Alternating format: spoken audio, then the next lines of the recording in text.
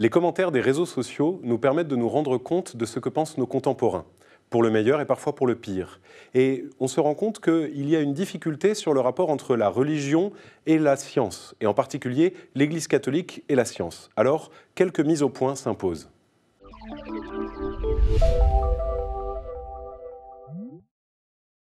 Je lis souvent dans les commentaires des réseaux sociaux, sur Twitter, sur Facebook, des phrases du genre « Désolé les prêtres, mais on a découvert que la Terre était ronde ». Alors, c'est sans doute du second degré, c'est sans doute exagéré, mais c'est pour certains une manière de dire qu'il y aura une espèce d'opposition frontale entre le domaine de la religion et le domaine de la science, comme s'il y avait une incompatibilité naturelle entre la science et la foi. Pourtant, il faut dire et redire qu'il n'y a pas cette opposition absolue, il y a juste un champ de compréhension différente du monde. Jésus dialogue avec l'apôtre saint Thomas qui ne voulait croire que s'il voyait. Et Jésus lui dit « Heureux celui qui croit sans avoir vu ». C'est un peu le symbole de l'opposition ou de la différence entre la foi et la raison, entre la foi et la science à cet endroit-là. C'est que saint Thomas représenterait le pôle scientifique, c'est-à-dire la volonté d'avoir une connaissance des choses par des expériences ou par des observations de phénomènes, c'est-à-dire de manifestations extérieures. Et Jésus ne le condamne pas pour ça. Il ne lui dit pas « Thomas, tu as tort », mais il lui dit « Heureux celui qui croit sans avoir vu », c'est-à-dire heureux celui qui est capable de se laisser remplir par une foi, par une croyance qui dépasse la simple observation de choses sûres. La foi, c'est reconnaître des vérités qu'on ne voit pas, mais qu'on espère voir, et la science, c'est reconnaître des vérités qu'on voit immédiatement.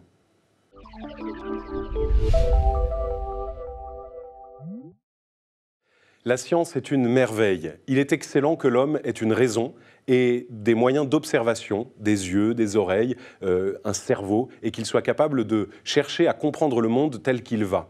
Et il n'y a pas de défiance entre l'Église et la science. Il suffit de se souvenir du chanoine Lemaître qui avait découvert la théorie du Big Bang. Il suffit de regarder l'Académie pontificale des sciences, qui est à Rome un institut fait de croyants, de non-croyants, de croyants d'autres confessions, qui cherchent ensemble comment le monde marche. Et il est excellent que la science puisse se prononcer sur tout un tas de sujets, et qu'elle se prononce d'une manière différente de ce que dit la religion. Nous, lorsque nous parlons de la création du monde, par exemple, on parle d'un point de vue de foi, de Dieu qui fait advenir le monde.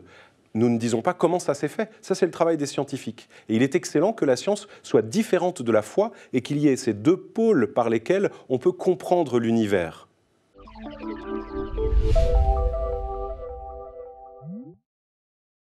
Cependant, ce dont il faut se souvenir toujours, c'est que la science n'est qu'un moyen et non une fin. De ce fait, il y a des moyens scientifiques qui ne sont pas les bons. Et il y a des moyens scientifiques qui sont les bons. Et c'est là où il y a des points de débat.